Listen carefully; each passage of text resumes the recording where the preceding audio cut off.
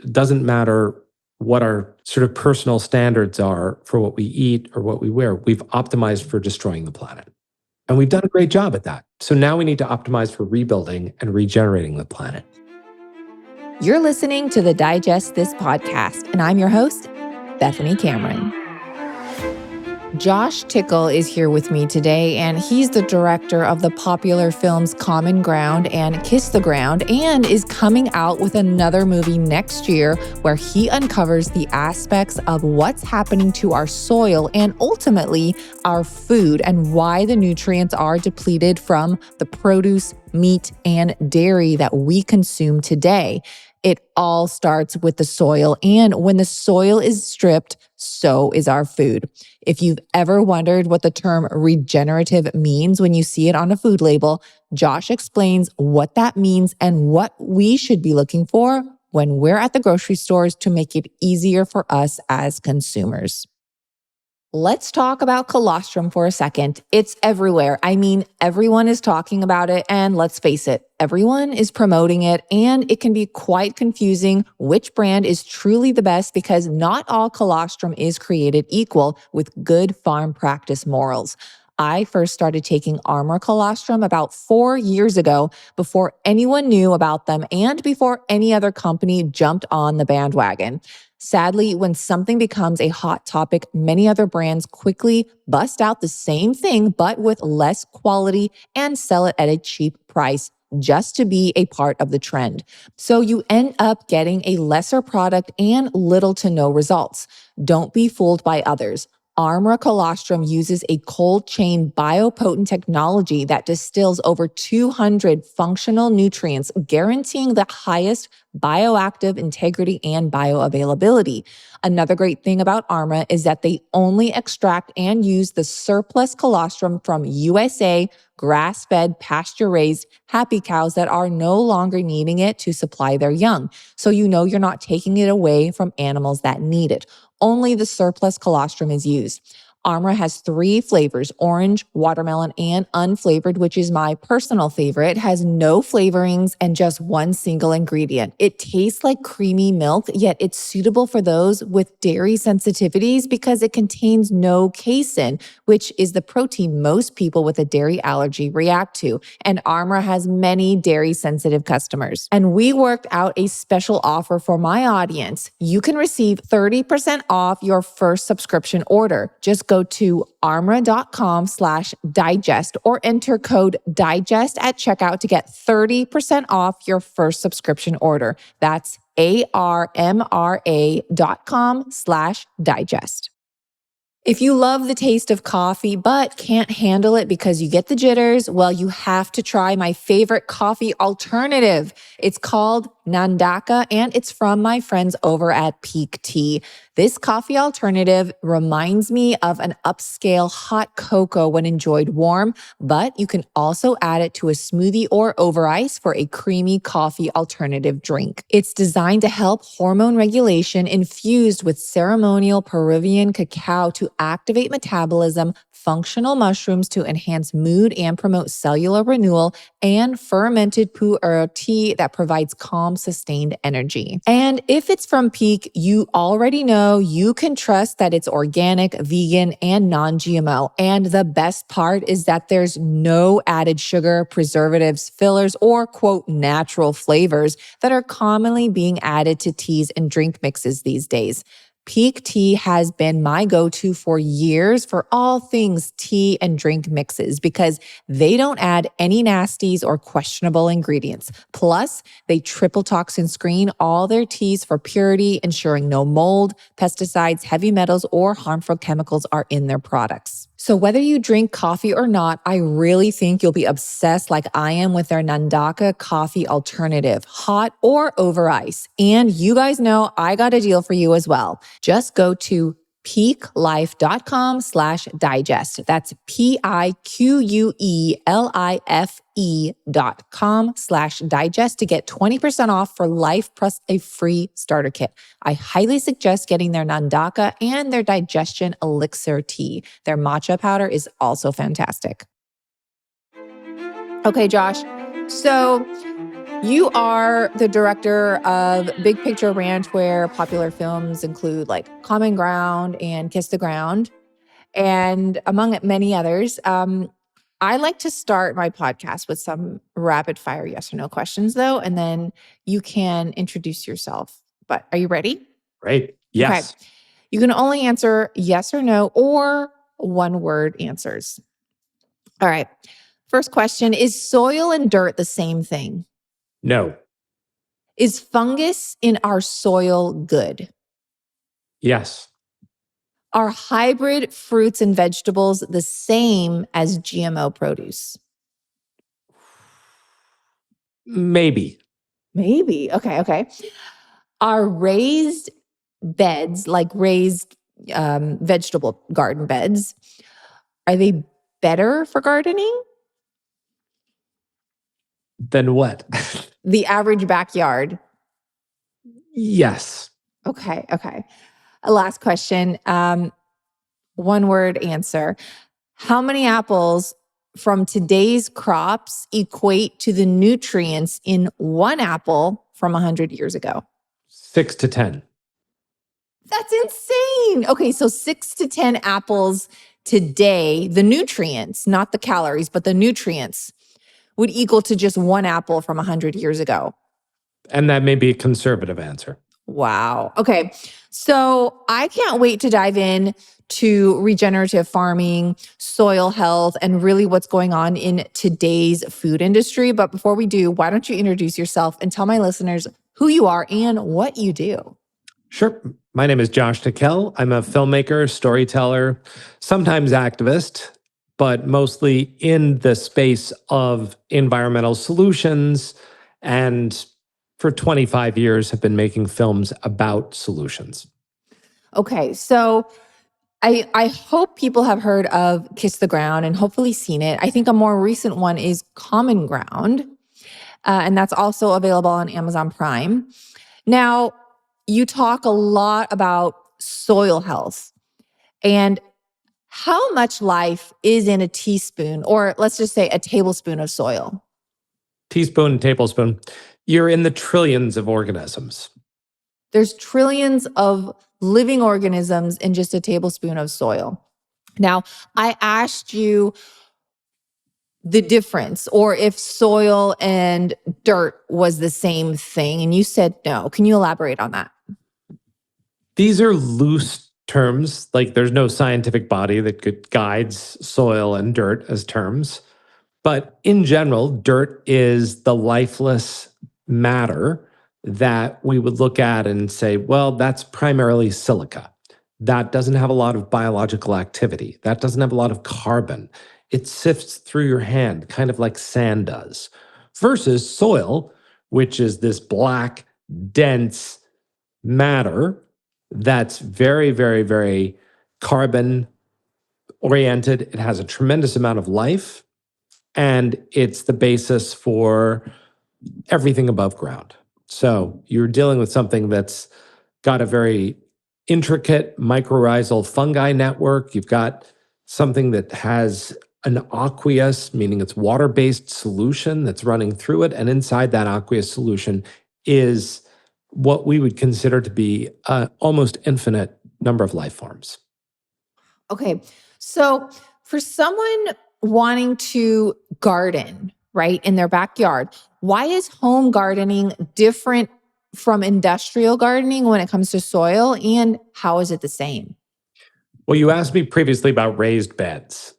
And from a practical standpoint, raised beds versus sort of the average American backyard, the average American yard is a quarter of an acre. So that's the lawn size for an average American home. I don't, we have a global audience. Obviously, podcasts go everywhere. But when we look at the suburban infrastructure, most people being a bit lazy, suburbanites, myself being one of them, you want to make gardening easy. So you don't want to necessarily be bending down on the ground, fighting gophers, fighting creatures that are ground oriented. The raised beds allow you to get up higher. That's actually, it's an amazing invention. It comes from Africa originally, the raised bed. Really? Yeah. So, I mean, a lot of these regenerative techniques, whether they're small scale or large scale, were indigenous techniques. Many of them indigenous to Africa, South America, Central and Southeast Asia, different cultures that had been practicing some form of agriculture much longer than we had in the United States. So, in terms of backyard gardening, regenerative agriculture offers a plethora of opportunities because you're really talking about micro scaling everything and intensifying. So, can you intensively grow a lot of different crops together, meaning a lot of different food vegetables? Absolutely. Is it easier to deal with and control in a smaller amount of area? Sure. So, there's something called a chaos garden where you literally just bring a ton of seeds and you plant them together, and what grows, grows. And it sort of weeds itself to some degree because you've got such intensive growth across a small area. So backyard gardening, amazing opportunities with using the regenerative techniques, using the regenerative practices of putting a lot of crops together, using animal manure, using animal, excrement to sort of be the basis of fertility. This is the nature of victory gardens, which were very popular during World War II and grew 40% of America's calories came from backyard gardens and unused baseball fields in towns. So we know that this is possible on a very powerful scale. So, for anyone new, can you just quickly explain what regenerative is? Yes. So there is confusion in the marketplace, in the world, that there is no definition of regenerative agriculture. There is a crystal clear definition, however. It is agriculture that builds soil. If your agriculture or your farming technique builds soil, which means you're building soil with carbon, that's how soil is made, then it is regenerative. If it doesn't build soil, if it doesn't increase soil carbon, chances are it's not regenerative. So that is the fundamental definition. Now, Okay, so how do you build soil? right. So soil, the infrastructure of soil is primarily carbon, meaning the lattice work, sort of the sponge-like lattice work that holds soil together is carbon. It's carbon glues and carbon bonds. That lattice work allows water to come in, and the water allows life to be there. How do you build that soil? You don't till it, meaning you're not taking a rototiller even in your own backyard. You're increasing the roots below ground. You're keeping the soil covered with plant life, even in the wintertime. And you're integrating animals. Those are the primary drivers. Okay, so here's an example. Like, tell me if this was regenerative or not. So my husband and I, we have a few avocado trees, and one is very established. And I was raking up the leaves that were falling, and I was putting them in the trash, right? The trash bin. And he is very into soil, my husband. And he's like, don't do that. Keep the leaves and rake the leaves underneath the tree and just pile all of the dead leaves that are falling in the tree. And at the time we had chickens. And so he's like, and then let the chickens poop in there. And like, I was like, this is so messy. Like, it looks horrible. He goes like, no, you got to get the dead leaves, and the dead leaves actually help the whole process. Would that be considered kind of regenerative? Now, I don't want to get in the middle of a marital dispute or side with one or the other. Okay, for home gardening though, is that something that we should be doing or no? Ideally, you keep the leaves. You keep the leaves. Yeah. It's okay. I'm used to being wrong. No. In the marriage. Well, look, if you're taking green waste off of your property, you're removing carbon, right? Yeah. That's free carbon. That's the tree has made those leaves. That's photosynthesis has worked to create that. They're falling on the ground. The idea being at this point that they turn into soil, they turn into mulch, right? Mm-hmm. So, the irony of all of this sort of urban and suburban landscaping that I see is we're constantly exporting all the green waste and all the green matter. And where are we taking it? Like, and then we buy mulch because it looks nice. Mhm.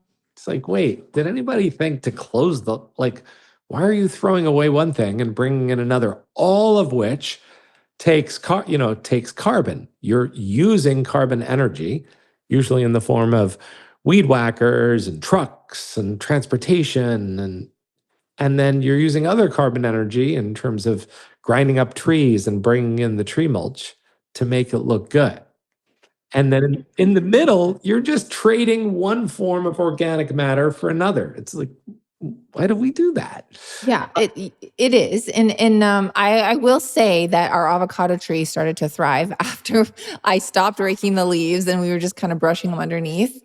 Well, the But reason the tree loses its leaves is because it needs the nutrients. That's so it's why essentially that's why feeding the squirrels itself. don't take the leaves away in That's nature. okay. So is it really just feeding itself that Yeah. by the trees or by Yeah. the leaves dropping? Oh, it's feeding a whole cycle of organisms. It's feeding fungi, it's feeding bacteria, it's feeding nematodes, it's feeding, all sorts of little critters under the ground. But yeah, Okay. All right. Well, it's let's also, if you think about the speed of water hitting the ground, right? So water is going to travel at an accelerated speed due to gravity. If water hits bare ground, it's going to break that top sort of layer of soil, the topsoil, and it's going to largely disperse and run off. If it hits a leaf, like your avocado leaf, that slows the water down. Now it's going to trickle off the leaf onto the ground in a slow rate. That gives it time to absorb into the ground. So just the event of rain itself is radically altered when the ground is covered with organic matter. Yeah, I mean, it does make sense. And I will tell you, like, I am not the green thumb. I don't have a green thumb. Like, my husband, he keeps all of our plants alive. So, this is actually really fascinating to me. And also, the whole topic of fungus or bacteria. Like, what do we want our soil? Do we want our soil to be more fungal dominant or bacterial dominant? It depends on the situation. But in general, what we see in industrial agriculture is we have highly bacterially dominant soil. So we've doused soil with chemicals, we've removed all the organic matter, we've stripped it from things like leaves and mulch, and now we have this bare soil that's baking in the sun. That soil will overall be more bacterially dominant. We want a fungal dominant soil, but we want the correct fungal networks. So you can also have fungal dominant and you can have the wrong fungal network for the type of soil that you have, for the ecosystem that you have. What we really want is we want strong mycorrhizal fungi, which forms the basis of the nutrition network under the ground. That's the first type of fungus that we want. And it's hard for those guys to exist in a bacterially dominant environment. Interesting. Okay, so fungal dominant is something that we definitely want. How do we know if it's fungal dominant? You can get your soil tested. That's the simplest way. Is there a test that we can do, like we buy it off of Amazon, or is this like a hard thing to do? I don't know about Amazon offering soil tests, But but they offer everything. Come on. they do. They offer two great movies: Kiss the Ground and Common Ground, and There soon you to be a go. third movie called Groundswell. So, the soil tests, my advice is to look up local labs in the state or county or country zone that you live in, somewhere where you can send the test and it won't take forever to get that back. Okay. Yeah. So we had a huge, I guess, fungus overgrowth in our backyard, and we had tons of mushrooms popping up like Mhm. everywhere, and they were chanterelle mushrooms. And we were like, oh, interesting. So, and we couldn't, we had dogs, so we didn't want them to like eat any. There were chanterelles, but there were also other like weird suspect mushrooms that were not You good. could have you could have had psychedelic dogs. We, we could have, yes, or oh, well, we won't go there, but we so we were like trying to get this under control. But are mushrooms popping up like actually a good sign? I- yes, but it depends on what you're trying to optimize for. If you're trying to optimize for tomatoes and you have a very wet, woody environment where you've got moisture and you've got a more dense form of organic material like wood, then you may not want fungus and mushrooms popping up at that point. So we're getting a little bit into the weeds, so to speak. But I know it's based on your experience personally. So yeah. Like some people would want to optimize for mushrooms, right? So you want to grow a lot of mushrooms. Chanterelles, other kind of mushrooms. There's so many great mushrooms out there, right? Right. So you may have, and this goes back to sort of a guiding philosophy behind regenerative agriculture, which is what's the context of what you're trying to grow? Do you live in an environment in which you should be growing strawberries? Or is your environment more adapted for mushrooms? And so going from the lens of your ecosystem, and your ecosystem can be a backyard, but even if it's just a backyard, it exists in a larger watershed, an area where water is managed naturally or unnaturally, and that exists in a larger biome, an area of many species, bacteria being a critical one, and fungus being a critical one, and that exists in an ecosystem, right? So where do you live, for instance? So I live in Southern California. Okay. Well, it's unusual that you're able to grow a lot of mushrooms in your backyard. Southern California. Are you inland? Are you close to the ocean? No, we're like by the foothills. So, So do you get the ocean breeze, no, the we're like, ocean mist? no, we're like an hour away from the ocean. Okay, so you are inland. I mean, More. I guess. This is going to become a podcast about where you live. Yeah, like you don't have to give we're me your address. I'm not going to technically Google like it. LA, but like Yeah, it's pretty yeah. dry. Well, and again, it depends on. Great. So you live in a dry environment, Southern California. You could grow mushrooms pretty much anywhere. You need shade, you need moisture, and you need woody, dense organic material, right? And if you have that combination of things, great. But generally in Southern California, what people tend to grow, avocados, that's a good example, right? Fruits and A vegetables lot of citrus, yeah. grow really well. Fruits and, but then again, context is also include water and water resources, right? Mhm. So it's looking at the whole picture. Okay, so you said that we could test our soil Mhm. for bacteria and things. Can we also test our soil for heavy metals and lead and Yep. things like that? Cadmium, mercury, the whole 9 yards. Yes. Okay. Now, I want to get into the whole apple question again. And I think that hopefully most people are aware that the nutrients in our soil is not what it used to be. Therefore, it trickles down to the nutrients in our food is not what it used to be. And therefore, why regenerative agriculture is so important. So, can you elaborate on that?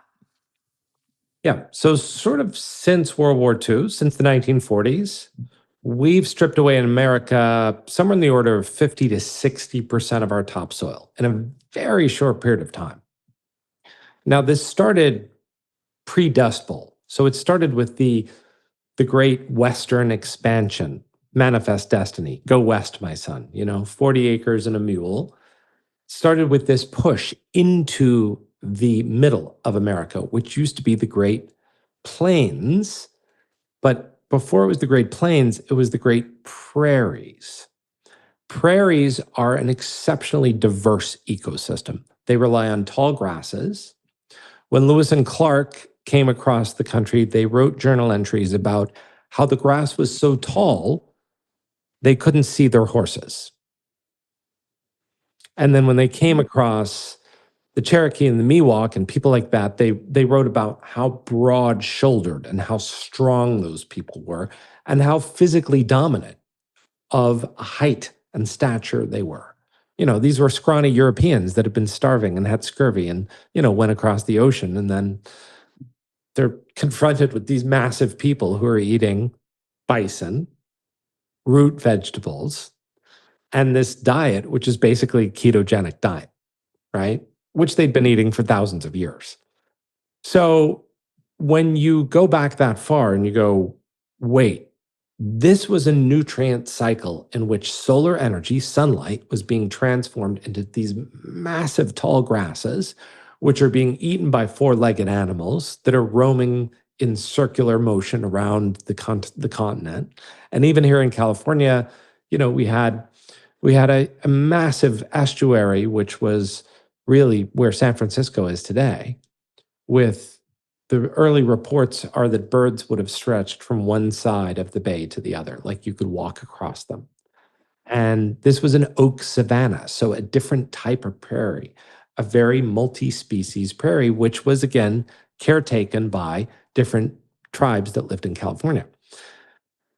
The density of the nutrients that came out of that soil was exceptionally high. Then we pushed this 40 acres and a mule thing. The prairies were torn up to create the plains. They literally busted the sod. They ripped the sod apart and used it for houses, burned it, got rid of it, opened the soil to the elements, let the soil be baked by the sun. So here we have this rich, dense, chocolate cake-like substance that's being baked. And if you've left a chocolate cake in the oven forgotten about it, what you get is a hard brick. And that's what happened. That's what happened to the middle of America.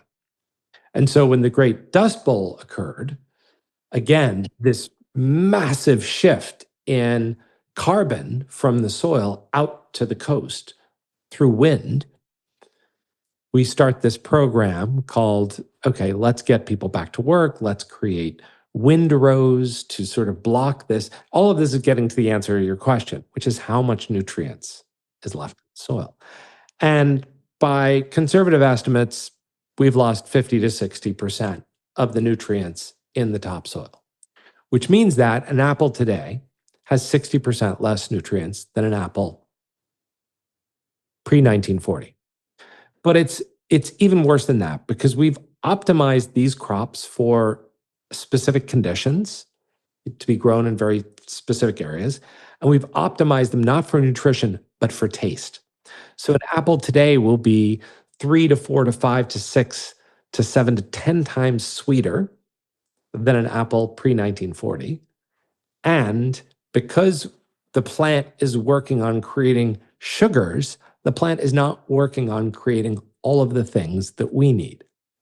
Bioavailable B12, bioavailable nutrients, bioavailable minerals, all of that stuff's now just a trace of what it was. So the best measurements we have are giving us an indication that conservatively, 60% of the nutrients that our grandparents ate are missing from our food. Probably more realistic, we're in the 70 to 80% range, and many foods 90%. Meaning a carrot today will have basically 10% of what it had. You'd have to eat 10 carrots today to get the same nutrients that your grandparents got from one carrot. I pour my heart and soul into this podcast, my Instagram and social media outlets, and put so much sweat and tears into creating the Bethany's Pantry line of digestive support powders and supplements. My protein contains no stevia, No monk fruit, no gums, fillers, no natural flavors or gut irritants. It's made with pure European yellow pea protein, where we even take the extra step into removing the lectins, which are the anti-nutrients found in peas and legumes, and often what makes people bloated when consuming them. That's why countless people come back and tell me that my protein is the only protein powder they can consume without any digestive discomfort. And because we source our pea protein from Europe, I can assure you it's not sprayed with glyphosate, because it's actually illegal in Europe to spray pea crops with such chemicals.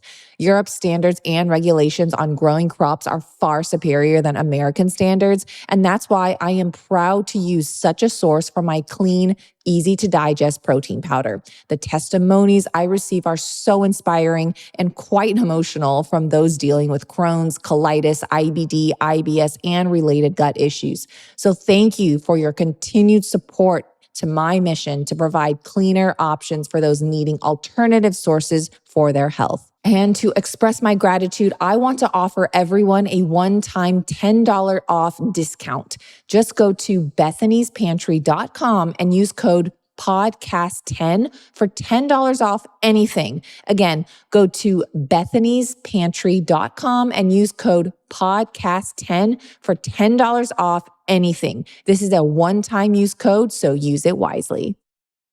I saw a woman at the store reaching for some children's cough syrup, and I wanted to stop her in her tracks and tell her all the harmful stuff she was about to give her child, but I refrained. She probably didn't know any better and has been deceived by marketing like so many of us have. Looking back, I wish I would have told her all about the antibacterial and antiviral benefits of Manucora honey. This stuff is medicine and is safe to give to children over 1 year of age. Did you know that Manuka honey has been shown in clinical studies to have potent inhibitory activity against the influenza virus? Keep in mind, this is not just raw honey, but Manuka honey in particular. It can even help stomach ulcers, and in one study, it lowered the risk of H. pylori. Other studies have shown that regular consumption of Manuka honey can help control strains of C. diff, which is a type of bacteria that causes severe diarrhea and inflammation of the bowels. And the best part, there's no side effects or harm to the body, unlike these other over-the-counter drugs.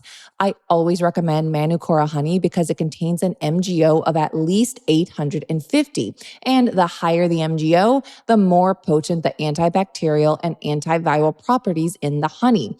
Other Manuka honey on the market offers MGOs of 50 to 300, but Manucora honey contains 850, and they test every batch to ensure its potency. They don't just make the claim, they test every batch and include a QR code on each bottle so you can view the lab results for yourself. Now is the best time to try Manucora honey. They're running their biggest sale of the year from now to December 2nd. Head to manucora.com/digest to get $150 off your first order with their Black Friday starter kit, which comes with an MGO of 850, Manucora honey jar, 35 honey travel sticks, a wooden spoon, and a guidebook. That's manucora.com/digest for $150 off your first starter kit.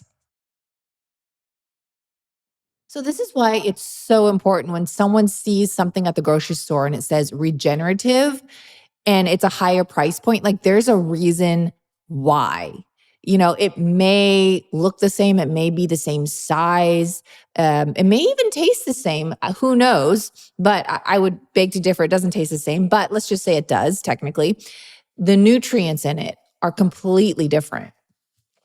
Yeah. And we're getting to the point where we will be able to have greater transparency as consumers, where food is going to start to be tested not just for heavy metals and things like that, but nutrients, and to where the labels, when you see a regenerative circle label, it actually means something. You can actually go back and scan a QR code and see, okay, it was grown here. And look, this farm did soil tests. And look, they did nutrient tests. So transparency is a big part of the regenerative movement, but that's a big shift in terms of data and having that data be available to consumers. And as people are kind of figuring this out, like, oh, even a carrot that says organic and one that says regenerative, how do I know the difference? Ultimately, we need data and we need transparency, and that's coming more and more. So the organic certification, everyone's familiar with that. There's certain stipulations to get the organic certification. Now, regenerative, is there anything out there that's like a stamp of approval that people check, or is it just like the brand just puts regenerative on there? Both things are happening currently, which is Well, not that's great. not good. No, it's creating, just more confusion because we're already inundated with labels and ingredients lists, and you're busy and you're a parent and you're shopping at the grocery store. You don't want to spend 3 hours reading labels and figuring things out. You just want to get food and go. The regenerative certifications that are most prominent are listed on the website 100millionacres.org. And that's associated with the films Common Ground and Kiss the Ground, 100millionacres.org. So there's regenerative organic certification, ROC. There's Regenified. There's Land to Market, and there's Rainforest Alliance. Those are the four big ones that have some really vertically and horizontally integrated programs that measure on-farm metrics. They measure soil health. They measure, way, way, way more than the certified organic standard, which the USDA manages. Okay, so what should we be looking for that stamp of approval of regenerative? Yeah, we're looking for those four stamps, literally. Regenified, Okay. ROC, Land to Market, and Rainforest Alliance. Today, that's what we've got. A year from now, ask me again and see how that's evolved. But And that that's could that's the best we have. Yeah. be for meat, produce, Mhm. dairy, anything. Correct. And barring that, you're looking for transparency. So if your eggs don't have one of those, but they're saying regenerative, great. Like, let's look up the website. Let's see what the deal is. What does that mean to that company? Well, oh, okay. They are almost certified, or they're on the pathway to doing it, or they're doing other things that assure you that that's in the right direction. And barring any of that, USDA organic is still better than nothing. It's For still, sure. especially for small producers. Look, large industrial certified organic producers, we have seen soil become dust in California with regenerative organic. Sorry, with certified organic. I misspoke there. Um, and soil care is not a central tenet. It's not required to get USDA certification. You're not building carbon in the soil per se. There are smaller scale operations which do build carbon, but I've seen too many large scale operations where it's literally turned to dust. The advantage is you generally have a lower chemical load in that food, right? Would you say it's safe to say that shopping at the farmer's market is still the best option if people don't have, you know, It's absolutely the best option for this reason. You can talk to the farmer. You can talk to the rancher. Where did your meat come from? What does it do? Do you fatten it on corn? Okay, why? When? How? Like, do you till? What's that look like? Can I see your farm? Can I come volunteer for a day? And people often push back on this idea and say, well, listen, we've got food deserts, we have this is a very middle upper class idea to shop at farmers markets. But in California, for instance, if you have EQIP food stamps, you can match $1 of EQIP with $1 of farmers market food, meaning you're getting $2 for every dollar you spend, right? oh, I didn't know that. That's amazing. Yeah, it's not that program isn't national, but the other thing is, I grew up on food stamps. So I don't know a lot of people in the environmental movement who grew up on food stamps. Mm, Just saying, right? yeah. Um, but having grown up with a single mom who was very poor in a poor state, Louisiana, there was never a time that we were not able to make a deal for food, you know? Um, So before people write off regenerative or the regenerative movement as sort of a hipster, yuppie, like upper middle class thing, it's like, no, farmers are some of the only people you can talk to and say, hey, look, I would like to buy this, you know, 20 pounds of this and 10 pounds, and, here's how much money I have. Can we work out a deal? I've never seen a farmer turn somebody away hungry. They are super sweet whenever I go to the farmer's market. They are, and they're very, like, open about everything, Yeah, which try and they're proud negotiate of. with your grocery store. For sure, for sure. Doesn't work the same way. Josh, what got you into this space? So you said you grew up on food stamps, right? Mhm. How did you transition from growing up and to what you're doing now? Yeah. Well, a lot of things uh, were different about growing up in Louisiana, especially in the 1980s, right? It was ranked at the bottom of the nation in education, healthcare, things like that. But the one thing that really got my attention was we grew up in a oil processing area. And the health concerns of that area were supreme. We had cancer rates 800 times the national average. There was a lot of pollution, unfettered pollution. And so I started looking for solutions to environmental problems, going, well, I get that we need fuel and we need energy and we need gasoline, but do we have to poison people in order to do that? Do we have to destroy the environment in order to have better lives? Because it seems like that circle will eventually eat itself, right? And so when I came to California, I wanted to make movies that would make a difference. And I'd already written books on alternative energy and driven a veggie van around the country on used cooking oil as a sort of awareness and education tool. But that transition from poor kid growing up, rural Louisiana, pollution, to filmmaker, it didn't happen overnight. Well, you have quite a few accomplishments under your belt. Mm. And here you are today, and you're coming out with a new film. Can you tell us a little bit more about that? Yep. So my filmmaking partner and I, Rebecca and I, we've done these three films: Kiss the Ground, Common Ground, and now Groundswell is the third film, which will premiere next year, 2026. It is the culmination of the sort of regenerative movement. The film goes to 10 countries. It looks at what does regeneration mean on a global level? What are the pillars? What are the sort of difficult pain points? What are the challenges? And is the movement a groundswell? Is it moving forward globally?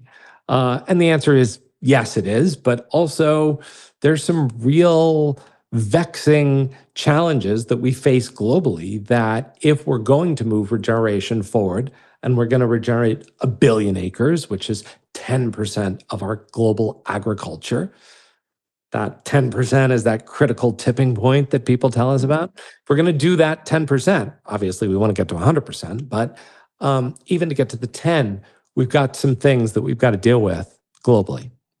All right. So, how much percentage is regenerative currently? Well, you might be surprised. When the first film came out, Kiss the Ground, there were maybe 5 million acres in the US that were certified organic, and we'll count that as regenerative. So we've leapt up from that number to well beyond 50 million. So 10x in not that many years, really, since Kiss the Ground. The US is well on its way to 100 million acres. And globally, we estimate around 250 million. So that's a significant amount of acres. California is about 100 million acres, the whole thing. So we're 2.5 times the size of California globally, and it's accelerating quickly. I've got good news for all my chocolate lovers, which is like everyone. Am I right? Did you know that real authentic cacao helps support the microbiome? This is because the polyphenols in quality cacao act as prebiotics, feeding beneficial gut bacteria. This promotes the growth of good bacteria like lactobacillus and bifidobacterium while helping to reduce potentially harmful bacteria, leading to a more balanced gut environment. Our gut bacteria converts cacao's polyphenols into beneficial anti-inflammatory compounds that can be absorbed into the bloodstream. Guys, this is a symbiotic relationship, but there's also bad news. Not all cacao is created equal, and most on the market don't even contain any polyphenols. Even the quote, good quality organic cacao powder you may be paying top dollar for just doesn't have what our bodies and gut need. But there's one company who tests their cacao powder specifically for polyphenols and rated the top overall, and that's Santa Barbara chocolate. I have been a consumer of Santa Barbara chocolate since 2017. Yes, you heard me. 2017, and I am still a customer today. Their premium cacao powder is high in polyphenols, antioxidants, flavonoids, and of course, all the delicious goodness. And the icing on the cake, they test every single batch for heavy metals and lead, and they came back as the top brand with little to none detected. It's a win-win if you ask me, and you know how much I love cacao powder and I use it in all my recipes. There's no sugar in their powders, just pure, rich cacao powder with several options, including my favorite, their red cacao powder, which has higher fat content and it's incredibly lush. No need to add sugar. Just put a tablespoon into water for a thick, sugar-free hot cocoa. Add to smoothies, baked goods, make chocolate pumpkin pie, heck, even make my viral scrambled egg chocolate pudding. There's no limits with Santa Barbara chocolate. If you go to santabarbarachocolate.com and use the code Little Sipper, you will receive a discount site-wide. Again, that's LILSIPPER to get a discount on your entire order. Once you try their red cacao powder, you'll never go back. All right, this is super interesting because I think this is something that's really not talked about enough and it needs to be brought to light. Now, what I want to know what your opinion on is like the water, because a lot of water I feel that comes down from the rain is actually contaminated from what's being sprayed in the air. Now, what is your opinion on that? Well, we're moving into a time of water becoming more and more valuable globally. At least half of the major aquifers on planet Earth are desiccating and drying to critical levels. So that's really our critical fresh water supplies globally. We're doing a great job of drying out the continents and turning them into dust. And the irony is when you remove the trees, you remove the vegetation, you practice industrial agriculture, you strip mine the soil for its nutrients, and then you douse it with chemicals, the surface temperature gets hotter. And as the surface temperature gets hotter, you need more water to sustain agriculture. So what they do is they drill deeper and they use more water. And what happens when you do that is you dry out the continent faster. It's a self-perpetuating feedback loop. It's negative. And the results are easy to see. You can go just north of the sort of Great Green Wall in Africa and look at the Sahara Desert. That's largely a man-made phenomenon at this point. Even massive parts of the US Midwest that we either fly over or drive through quickly. Even California, the great fruit, nut, and vegetable producer for the United States, producing between 5 and 10% of the nation's vegetables. We have desertified the center of the state from being a massive oak savanna and estuary into dust. It looks like the moon. So human beings are experts at reverse terraforming, meaning we're experts at turning what once was a lush green ecosystem-based planet into a desert-based planet. That's what we're doing now. The next phase of our work on this planet, our species legacy, if we'd like to hang out, if we'd like to stay on planet Earth, the next phase has to be re-terraforming Earth. We're not going to get it back the way it was, right? And so people get a little nervous when we talk about this. Well, it's like engineering. We're engineering every day. Every time you eat, you're engineering. All of my friends who are vegans, they're like, well, I don't participate in destructive agriculture. come to the Central Valley of California, come and see how nuts are grown. In order to create the nut, we're literally desertifying the ecosystem of this state and this country and eventually the planet, right? So it doesn't matter what you eat. Your choice is directly affecting management. We are managing 75 to 80% of the planet based on food choices.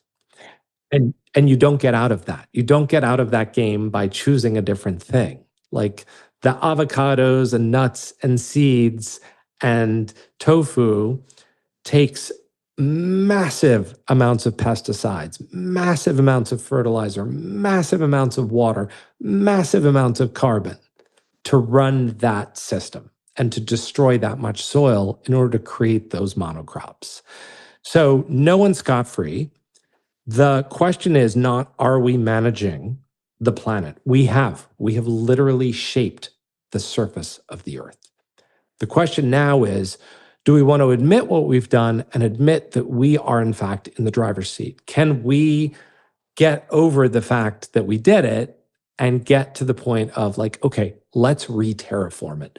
Let's bring as much back as vibrantly as possible to grow the calories that we need while sequestering the carbon, while having the trees, while bringing back the biodiversity.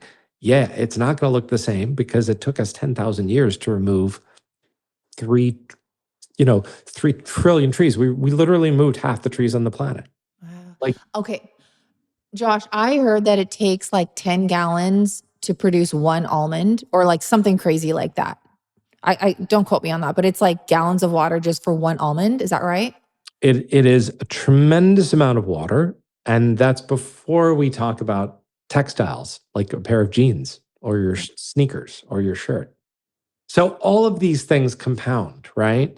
It's not, should we have access to food as a species?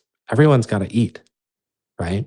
It's not, should we have access to textiles? Like, do we need clothes? We need clothes.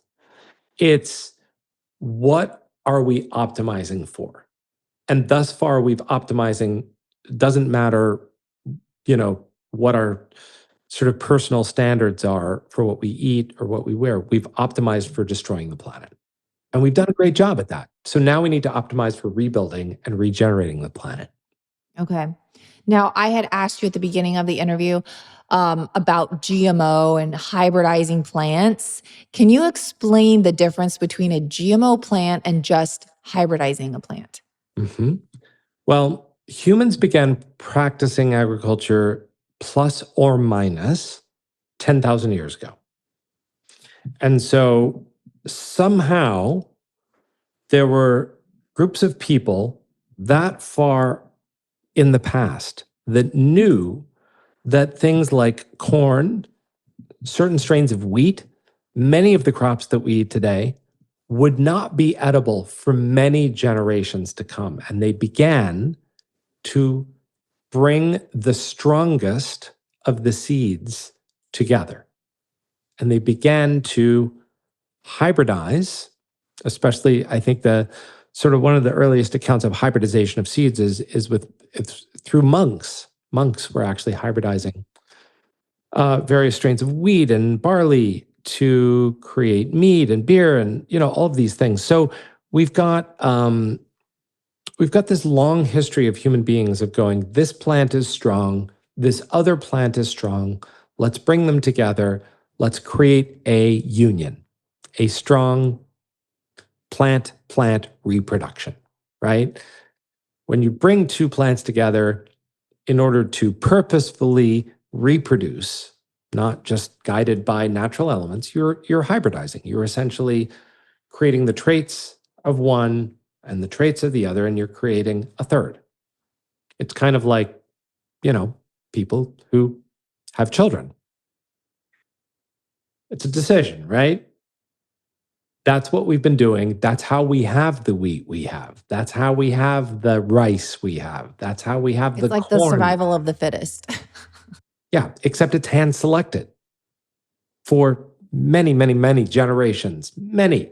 of these seeds and many generations of human beings, some of whom were thinking 1,000 years in the future.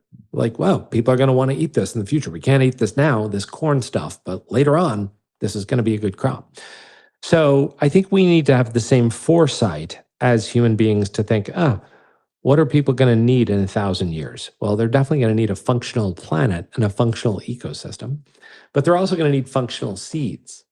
And so with genetic modification, what happens generally is you look at a genome and you say, okay, here's a wheat genome, or here's a corn genome.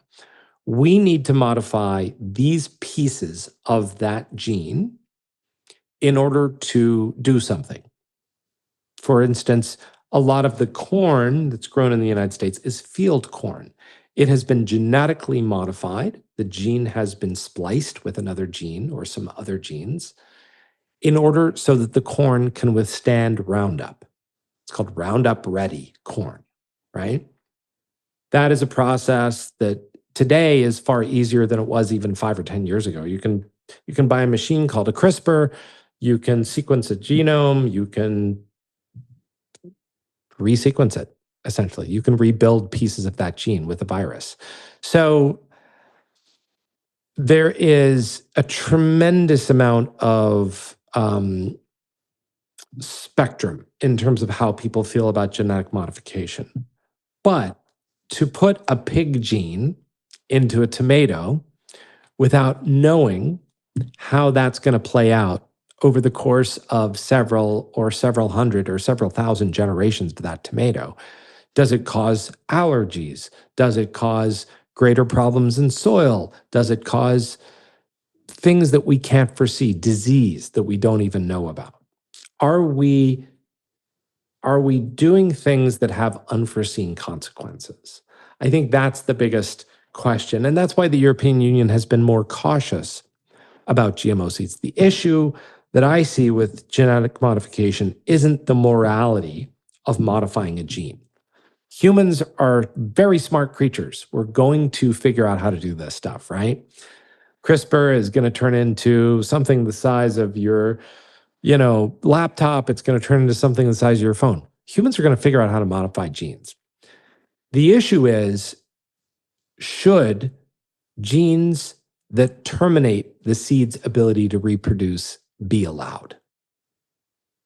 And this is an issue for at least 1 billion people on Earth today who have relied on heritage seeds, indigenous seeds that have been passed down.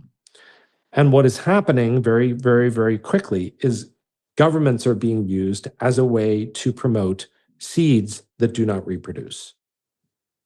And that is a problem, because when you disallow people access to seed, you disallow them access to food. And they're defaulted to buy whatever is sold at the grocery store because they can't do it themselves.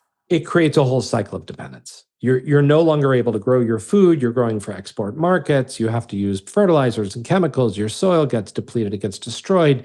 You rack up debt. You're now indebted to a bank system that you weren't even familiar with. As a poor farmer, you're doing the opposite of what the rest of the planet needs you to do. You're releasing carbon from your soil instead of building up the soil carbon. So you're not practicing regen. So I think, listen, I'm not ethically opposed to the science of genetic alteration. What I have a serious moral issue with is disempowering 1 billion human beings who could be carbon farmers, who could be growing the Great Green Wall, who could be regrowing Africa and parts of Asia and even into America, and disempowering those people and telling them, you have to participate in a destructive cycle of industrial agriculture, which will inevitably result in you racking up debt and probably not being a farmer. And this is why 500,000 people have committed suicide in India who were farmers, because of the institutionalization of an industrial system which has as its end objective the ratification of farmers. I mean, in the US, we're losing almost 50 farms a day, right? You got to ask yourself, is the industrial model working?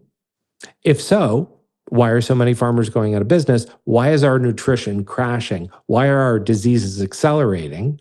And why is our soil blowing away? If seeds that self-terminate are such a good idea, why is this system collapsing of growing food? And the answer is, it's a bad idea. It's a way to make money. And that's part of capitalism, right? But when it threatens the very basis of our civilization, and I'm not saying that the seed termination is the only piece of this, it is a piece of a larger system. We need to question it on an ethical and moral level. And we haven't yet done that, not in America. Well, I applaud you for bringing this to light and bringing this topic to the surface so that other people can really think about it and investigate it and be like, oh, this is actually happening. Let's take a look at this more. So yeah, thank you for talking about it where a lot of people aren't. And for time's sake, I want to ask you, where can people find you so that they can research this more and investigate and be their own advocate and make the right choices? Absolutely. Well, folks who want to get deeper into the subject should get a copy of Kiss the Ground, the book, which I wrote. It's on Amazon. It's on Goodreads. It's on Barnes & Noble. So definitely dive into that book. There's a great audio version as well. But watch Kiss the Ground, the movie. It's on Prime Video, and watch Common Ground, the movie. And if you've got a school or a nonprofit or a church group or a government organization, there is a free version of Kiss the Ground and a free version of Common Ground available for your group. Just go to the website, kissthegroundmovie.com, commongroundfilm.org. Okay. Well, I'll be sure to put those links in today's show notes so that everyone listening can go to today's show notes and find that with one easy tap. Awesome. Thank you so much, Josh, for coming on and just sharing your knowledge and for all of the content that you're putting out and the research so that people are more aware of what's happening in the world, really. Awesome. Thank you, Bethany. And thanks to your listeners out there. Let's regenerate.